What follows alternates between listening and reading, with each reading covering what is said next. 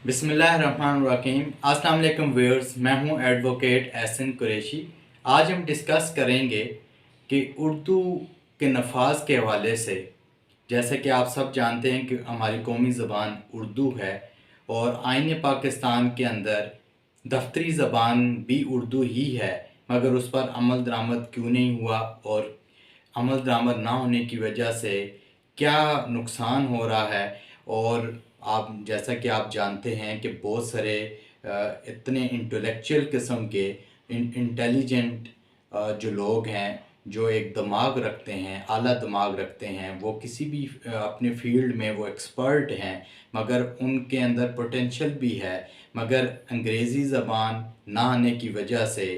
और चूँकि अंग्रेज़ी ज़बान को फ़ोक़ियत हासिल है हमारे पाकिस्तान में और उर्दू ज़बान को अहमियत नहीं दी जाती, जो कि हमारे एक आइनी ज़बान भी है, जिसको आइनी दर्जा दिया गया है, जिसका तज़किरा आइन के अंदर है। उसके ऊपर सुप्रीम कोर्ट की भी जजमेंट है कि उसको उसका नफाज किया जाना चाहिए, मगर उसके हवाले से कोई अमल दरामद नहीं हुआ। और बहुत सारे जो काबिल लोग हैं वो जब इंटरव्यूज़ में जाते हैं तो सिर्फ़ इस वजह से कि उनको शायद इंग्लिश नहीं आती तो उनको रिजेक्ट कर दिया जाता है। बहुत सारे केसेस हमने देखे हैं कि आला दिमाग रखने वाले लोग जो अपनी फ़ील्ड के अपने शोबे में एक्सपर्ट हैं, एक आला ज़हनियत रखते हैं, मगर वो अंग्रेज़ी ना आने की वजह से उनको इंटरव्यू के दौरान रिजेक्ट कर दिया जाता है। और इस वजह से जो एक पोटेंशियल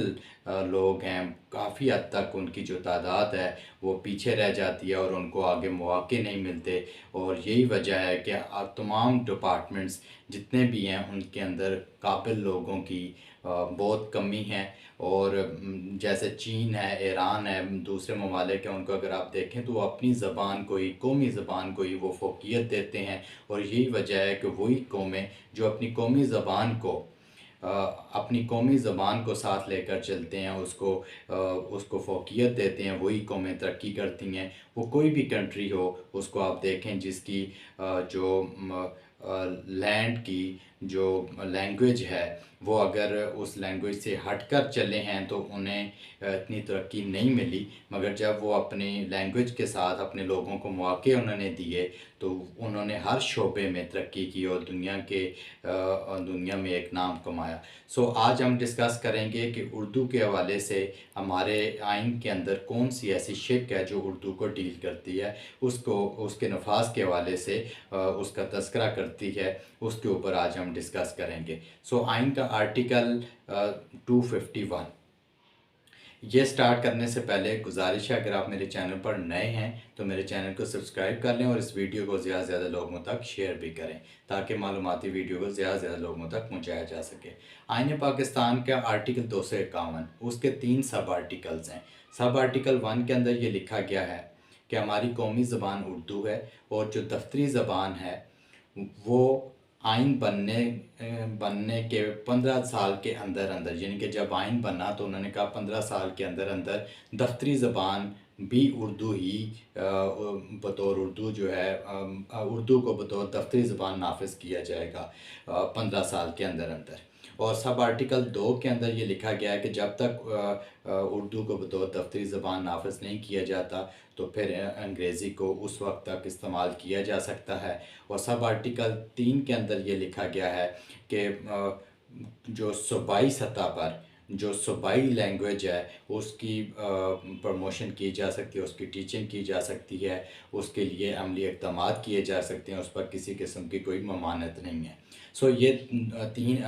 सब आर्टिकल 3 जो 251 के सब आर्टिकल 3 जो है उसके अंदर ये डिस्कस किया गया है। तो सब आर्टिकल 1 के अंदर वाज़े तौर पे लिखा गया है कि कौमी ज़बान उर्दू है और दफ्तरी ज़बान भी उर्दू होगी और जिसका नफाज 15 साल के अंदर अंदर किया जाएगा। अब आईन पाकिस्तान 1973 के बाद आज तक देखें कितना अरसा गुजर चुका मगर उस पर कोई अमल दरामद नहीं हुआ। इससे बढ़कर के 2015 में सुप्रीम कोर्ट ऑफ पाकिस्तान की एक लैंडमार्क जजमेंट भी है इसके ऊपर उर्दू के नफाज के हवाले से, जो उस वक्त के जो चीफ़ जस्टिस थे जवाद ख्वाजा साहब, उन्होंने उनकी सरबराही में 3 रुकनी बेंच ने इसकी समाअत की थी एक पटिशन के, और उन्होंने डायरेक्शन दी थी कि उर्दू को बतौर दफ्तरी ज़बान नाफिज किया जाए, मगर बदकिस्मती से उसको भी आज तक نافذ نہیں کیا گیا۔ اردو زبان